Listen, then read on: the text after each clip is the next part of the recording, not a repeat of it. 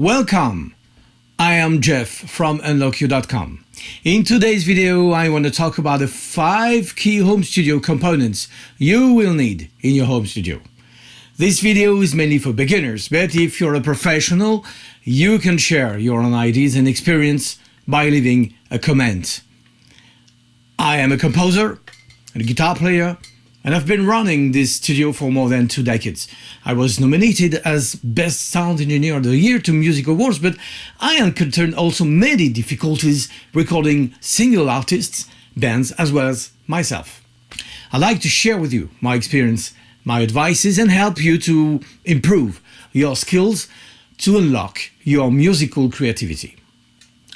I know it can be very confusing when you dive in this passion to understand what you really need to begin with. There is so much gear to choose from, so much characteristics you do not understand. You don't even know where to start, and that can be very frustrating. Off we go. Component number 1. The centerpiece, more than that, the cornerstone of your studio, the computer. In this digital era, the best way to make any kind of music is by having a computer. If you already have one, fine, you can probably start with it.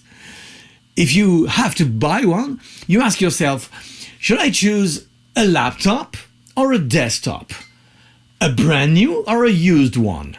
And last but not least, a Mac or a PC. You may prefer one or the other, and both have their pros and cons. PCs tend to be less expensive than Macs, and also they can be easily expanded. But when time has come to create without losing your inspiration, what you need is something that simply works. Oh, wait a minute, Jean-François. Do you mean Macs are better than PCs?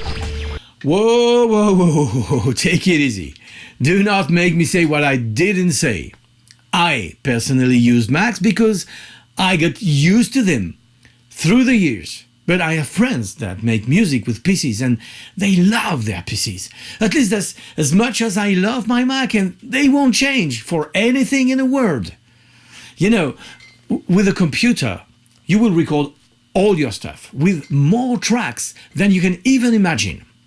You also mix and master your music before sending it to streaming platforms. For the time being, the only all-in-one device that can easily perform all these actions is a computer. And all that needs a lot of power. Choose the most powerful you can afford with fast processors, advanced graphics, because you need great performance. Your computer is your tool. Take care of it, keep it organized and clean. If you can't take the latest generation, try to update your old fellow. For instance, replace the hard drive by SSD, which will be 10 times faster. Try to increase the RAM, and updating the RAM and getting a SSD is probably the best way to upgrade your old computer. Bring it back to life and spice it up. And please make backups. As often as you can. Dedicate at least one external hard drive exclusively to your backups. You don't necessarily need SSDs to make backups. Hard drives are becoming cheaper and cheaper, so don't make cheese pairing economies. Component number 2, the software, usually named DAW for Digital Audio Workstation. It will enable you to edit things, choose between 2 takes, review, quantize, cut, paste, merge, fix timing issues, whatever. Ok, Jean-François. But what is the best DAW? Digital audio, machin chose. That's the wrong question. Choosing the DAW can depend on your computer platform because some softwares run exclusively on Mac, others on PC, and some run on both. Don't ask anyone either. He will advise you only the software he uses, will swear it is the best in the world and that no other is better. Ask yourself the right questions. Do you already have a free DAW in your computer? Like GarageBand in a Mac, You do? Go ahead, start with it, and see what you can achieve with it. You will be more creative with less functionalities than with the most geared, supercharged software. Almost any DAW will do the job, but of course, if you must buy one, invest. Choose a piece of software that have plenty of virtual instruments and plugins already installed.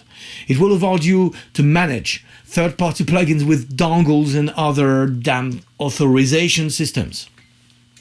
Whatever DAW you choose, try to learn it and practice it like you would do with an instrument. The worst thing that can happen to you when you are creating is losing your inspiration at the crucial moment because you're searching how to do this or that. Work the basics, record, edit, make your tracks sound good.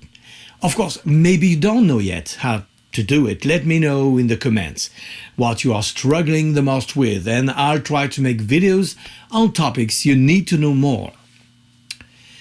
If you have to collaborate with others, consider using a reference like the well-known Pro Tools, Logic Pro, Studio One, for naming just a few of them, of course. If you already have a DAW, please share in the comments which one you work with and why you made this choice. Component number 3, a microphone. You will need at least a good microphone, something that can capture everything the best way, from vocal to acoustic guitar, in front of an amp, for drums or percussions, well, everything.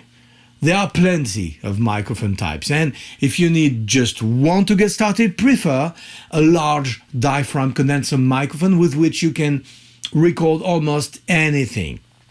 It has an extended frequency response, and you will keep it indefinitely. If you want to record instruments in stereo, consider investing in a pair instead of buying a first microphone and buying the same microphone later, even same brand and same model. Try to find a bundle where both microphones are matched. You will avoid phase issues when capturing stereo sound. How will you plug your microphone in a computer? Guess what? Component number 4. The audio interface. This box is your ins and outs. It is your mic pre's and your converters at the same time. Be sure it has a phantom power for your microphone. Consider your present needs, but also your future needs. Say you want to record your voice or your guitar. Fair enough, you need just one input. You want to record your acoustic guitar and sing at the same time. Now you need 2 inputs. Maybe tomorrow you want to record an acoustic guitar in stereo and sing at the same time. Well, that's 3 inputs.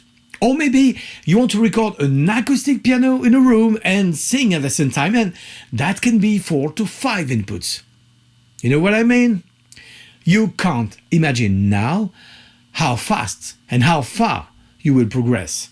But let's face it, 99% of the time you will only need 2 ins and 2 outs. And you can expand later with interfaces that have more entries and more outs if you need more on a specific project. Try to be practical. What you may perhaps need more than multiple inputs is a volume knob. A big, solid, convenient volume knob to drive your monitors or your headphone. During recording, you will need to adjust levels and frequencies. And after recording, you will need to balance all the tracks so that everything sounds good. But, it's difficult to adjust anything, impossible to balance anything if you just can't hear what you're doing, right? Component number 5. You need a way to monitor the music you are recording and the music you are mixing.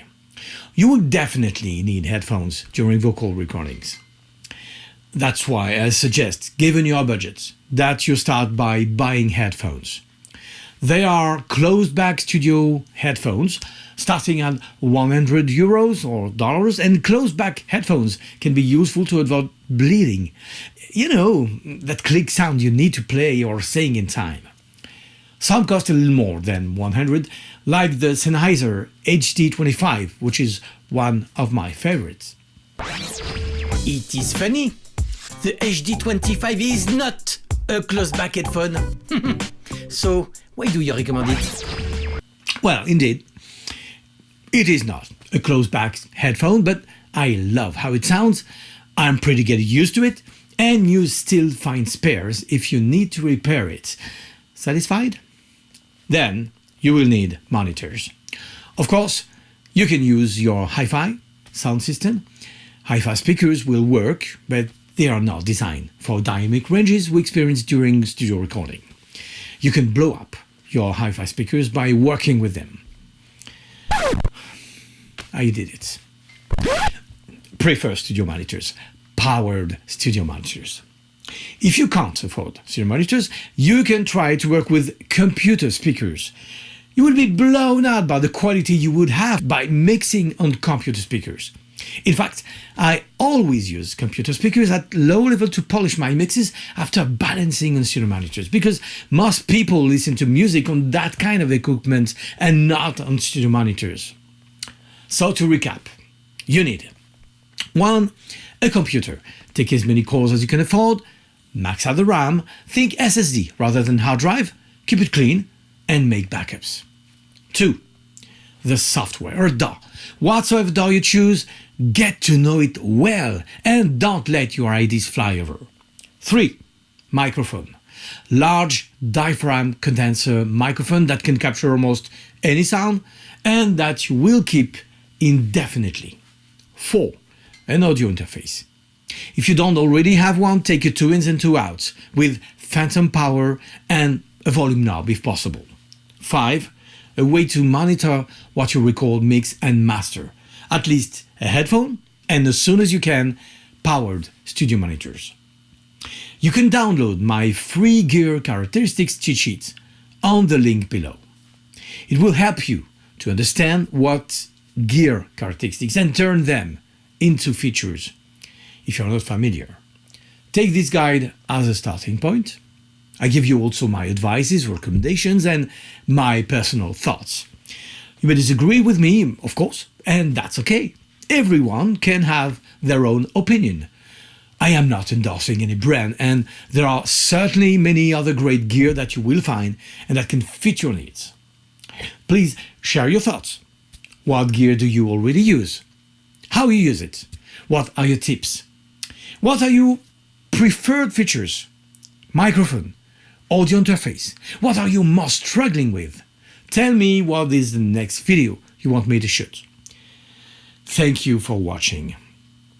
I am Jeff from unlockyou.com. Stop dreaming your life. Start living your dreams.